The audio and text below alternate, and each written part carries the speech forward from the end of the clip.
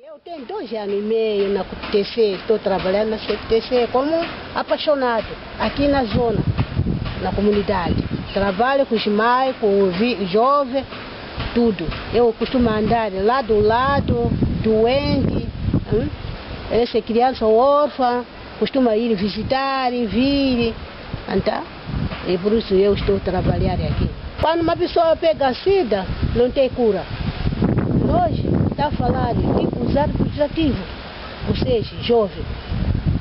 Tanto a mãe costuma falar, porque a mãe, outro ouve, outro não ouve. Esse jovem de agora não ouve, mas outro ouve. Eu sou mãe de Mandombe. Eu estava falando com meu filho. Não queria ouvir nem nada, fumar, beber, andar de qualquer maneira, sair na escola. Não quero ir na escola, só vida de beber.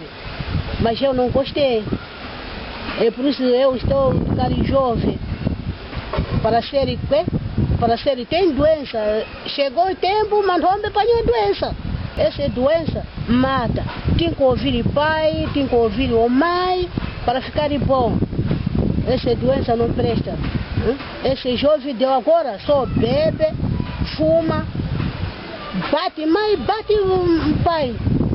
É por isso esse Mandombe, eu estava falando com meu filho para educar meu filho, não queria ouvir. É por isso ganhou doença de SIDA, não é?